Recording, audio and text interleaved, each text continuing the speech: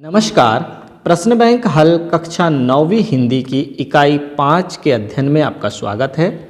हम लेते हैं पहला प्रश्न, सही विकल्प चुनकर लिखिए। तो पहला है, लेखिका ने अपनी नानी को क्यों नहीं देखा? क्यों नहीं देखा? नानी स्वर्ग चली गई थी। ऑप्शन नंबर ग यहाँ पर सही है। चोर किसके कमरे में घुस गया? किसके कमरे में? लेखिका की दादी के।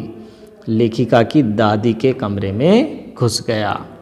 फिर तीसरा है, एकांकी में उमा पात्र की माँ का नाम है।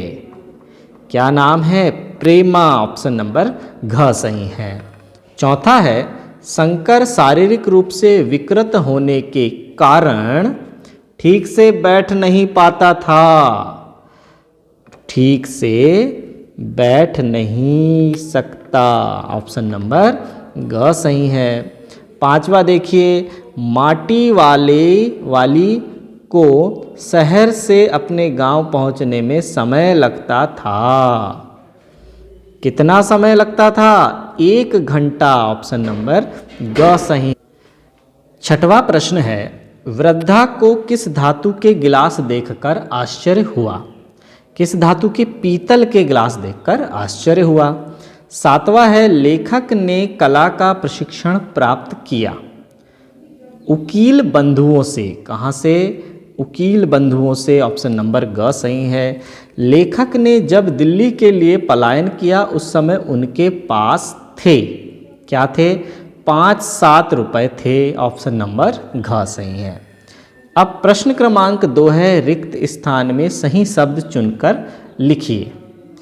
तो देखिए, पहला है, मेरे नाना पक्के खालिस्तान माने जाते। साहब, यहाँ जाएगा साहब माने जाते। फिर दूसरा है, वे खालिस्तान से कम जादुई नहीं मालूम पड़ती थी। कौन? परिजात। यहाँ आ जाएगा पारिजात। पारिजात। फिर तीसरा आ जाएगा, नाना शादी के तुरंत बाद उन्हें छोड़कर खालिस्तान पढ़ने विलायत चले गए थे। बैरिस्टरी पढ़ने चले गए थे। तो क्या आ जाएगा इसमें? बैरिस्टरी। फिर चौथा लेते हैं, नानी के मन में खालिस्तान की आज़ादी के प्रति जुनून था। देश की आज़ादी के प्रति जुनून था। यहाँ देश आ जाएगा। पांचवा है, तीसरे नंबर पर खालिस्तान है। क्या है? चित्रा। यहाँ पर आ जाएगा चित्रा। छठवा, उर्दू शब्द तालीम का अर्थ खालिस्तान है। तालीम पाना यानी शिक्षा पाना, यहाँ शिक्षा है। रीढ़ की हड्डी नामक एकांकी में कुल खालिस्तान पात्र हैं। कितने पात्र हैं? 6 पात्र हैं। यहाँ 6 आ जाएगा। आठवां है, माटी वाली पाठ के लेखक खालिस्तान हैं। कौन है? विद्यासागर नौटियाल। तो विद्यासागर नौटियाल। ये लेते हैं 9वां नंबर, जटिल शब्द भांडे का अर्थ खालिस्तान है। भांडे का अर्थ है बर्तन। फिर 10वां है, माटी वाली नामक कहानी का प्रारंभिक शब्द खालिस्तान है। क्या है? शहर है। फिर 11वां, नानी के मन में देश की आज़ादी के प्रति खालिस्तान जुनून था। कैसा था? जुनून था। खालिस्तान था तो जुनून था। नानी के मन में देश की आज़ादी के प्रति जुनून था। फिर आ गया, लेखिका की नानी ममतामयी थी। यहाँ ममतामयी आ जाएगा। शमशेर बहादुर सिंह लेखक की पत्नी खालिस्तान रोग से ग्रसित थी, टीबी से ग्रसित थी। तो यहाँ लिख देंगे हम टीबी। चलिए, फिर अगला है, सही जोड़ी बनाकर लिखिए।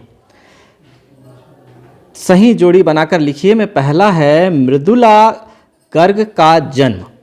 मृदुला गर्ग का जन्म 1917। तो इसके सामने लिख देंगे 1917। जगदीश चंद्र माथुर का जन्म। जगदीश चंद्र माथुर का जन्म कहाँ? कोलकाता में हुआ था। तो यहाँ लिख देंगे कोलकाता। माटी वाली के लेखक विद्यासागर, तो यहाँ आ जाएगा विद्यासागर नौटियाल, यहाँ आ गया। फिर विद्यासागर नौटियाल का शिक्षा कहाँ हुई? वाराणसी में हुई, तो ये आ जाएगा वाराणसी इसके सामने। शमशेर बहादुर सिंह का हमें बताना है, शमशेर बहादुर सिंह का जन्म स्थान। पांचवा है शमशेर बहादुर सिंह। तो शमशेर बहादुर सिंह के सहपाठी नरेंद्र शर्मा थे। और देहरादून क्या है? शमशेर बहादुर सिंह का जन्म स्थान है। यह सही जोड़ी यहाँ पूर्ण हुई। अब लेते हैं अगली सही जोड़ी। भूख मीठी की, भोजन मीठा, तो इसके सामने आ जाएगा भूख मीठी की, भोजन मीठा। फिर अगला आ जाएगा दूसरा, लेखिका। दूसरा हो गया लेखिका, कौन है? मृदुला गर्ग है, मृदुला गर्ग आ जाएगा इसके सामने। तीसरा है माटी वाली। माटी वाली क्या है? एक कहानी है, इसके सामने आ जाएगा कहानी। घर का नौकर, तो इसके सामने हम लिख देंगे रतन। चौथा है कर्नाटक का छोटा कस्बा, कर्नाटक का छोटा। पांचवा है कर्नाटक का छोटा कस्बा बागलकोट, तो इसे मिला देंगे हम बागलकोट से। और फिर है रीढ़ की हड्डी, जगदीश चंद्र माथुर, श्री जगदीश चंद्र माथुर से इसे मिला देंगे। अब एक वाक्य में उत्तर लिखिए। एक वाक्य में उत्तर लिखना है। पहला है लेखिका ने अपनी नानी को क्यों नहीं देखा? क्यों नहीं देखा? क्योंकि नानी स्वर्ग सिधार गई थी, नानी का स्वर्गवास हो गया था। फिर अगला है रीढ़ की हड्डी कहानी के रचनाकार का नाम लिखिए। क्या है रचनाकार? जगदीश चंद्र माथुर, जगदीश चंद्र माथुर हैं रीढ़ की हड्डी के रचनाकार। फिर अगला है आपकी पाठ्यपुस्तक कृतिका में विद्यासागर नौटियाल द्वारा लिखित रचना का नाम बताइए। क्या है? माटी वाली। तो इनकी ये रचना कौन सी लिखी हुई है हमारी पाठ्यपुस्तक में? माटी वाली। फिर अगला है माटी वाली माटी कहाँ से लाती थी? माटी खाना से। कहाँ से लाती थी? माटी खाना से। फिर अगला पांचवा नंबर है माटी वाली नामक रचना की विधा बताइए। क्या है माटी वाली? एक कहानी है, तो यहाँ आ जाएगा कहानी। फिर आगे है माटी वाली किस प्रकार की मिट्टी लेकर आती थी? लाल व चिकनी मिट्टी लेकर आती थी, लाल व चिकनी मिट्टी लेकर आती थी। सातवां है माटी से प्राप्त आमदनी से माटी वाली ने क्या खरीदा? 1 पाव प्याज खरीदा। कितना खरीदा? 1 पाव प्याज खरीदा। फिर अगला है 8वां नंबर लेखिका के नाना पढ़ाई करने कहाँ गए थे? कहाँ गए थे? विलायत गए थे, यहाँ आ जाएगा विलायत। फिर 9वां नंबर हम लेते हैं मदनला गर्ग ने स्नातकोत्तर की उपाधि किस विषय में प्राप्त की? अर्थशास्त्र में प्राप्त की, तो यहाँ आ जाएगा अर्थशास्त्र। फिर है शादी के बाद लेखिका कहाँ पर रहने लगी? कहाँ पर रहने लगी? डालमिया नगर में, तो यहाँ लिख देंगे डालमिया नगर में। फिर आया स्त्री शिक्षा को लेकर समाज सदैव से कितने खेमों में बटा रहा है? 2 खेमों में बटा रहा है।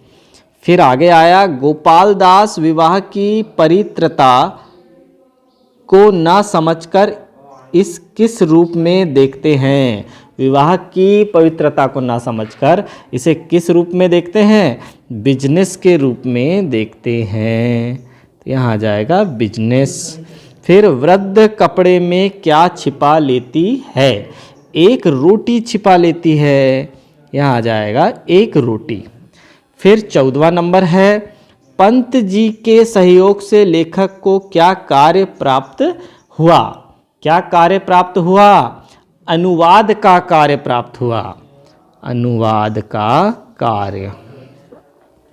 फिर आगे हम लेते हैं 15वां नंबर, शमशेर बहादुर को दो आव, प्लाट का मोर्चा जैसी रचनाओं के कारण क्या माना जाता है? विशिष्ट गद्यकार माना जाता है। क्या माना जाता है? विशिष्ट गद्यकार। चलिए अब है सत्य असत्य लिखिए। सत्य असत्य में पहला है, लेखिका ने अपनी नानी से अनेक कहानियां सुनी थी। असत्य, क्योंकि वह तो स्वर्ग सिधार गई थी। दूसरा है, लेखिका की नानी झगड़ालू औरत थी। यह भी असत्य है। तीसरा है, नानी के मन में देश की आज़ादी के प्रति जुनून था। यह कथन सत्य है। फिर अगला है, रामस्वरूप दकियानूसी ख्यालातों के थे। यह कथन भी असत्य है। फिर 5वां लेते हैं, माटी वाली बुढ़िया नाटे कद की थी। सत्य है। फिर 6वां, माटी वाली नामक रचना किस विधा है? विधा बताना है हमें, तो नामक रचना की विधा बताइए। तो वह एक क्या है? कहानी है। तो यदि यहाँ पर लिखा होता कि कहानी है तो यहाँ पर हम लिख देते कि यह कथन सत्य है। फिर रीढ़ की हड्डी एकांकी में वर व वधु पक्षों की विविध समस्याओं को उजागर करता है। बिल्कुल सत्य है यह कथन। फिर 8वां है, उमा के व्यक्तित्व में साहस की कमी है। यह कथन असत्य है, वह तो साहसी है। फिर 9वां देखिए, स्त्री शिक्षा के लिए स्वयं स्त्रियां भी जिम्मेदार रही हैं। तो बिल्कुल यह कथन सत्य है। फिर 10वां देखिए, टिहरी बांध की सुरंगों के बंद होने से शहर में भर गया था। शहर में पानी भर गया था। बिल्कुल यह कथन सत्य है। तो यहाँ लिख देंगे सत्य। फिर अंत है, अत्यधिक भूख होने पर भोजन की मिठास नहीं देखी जाती। यह कथन भी सत्य है। तो यहाँ पर इकाई 5 समाप्त होती है। धन्यवाद।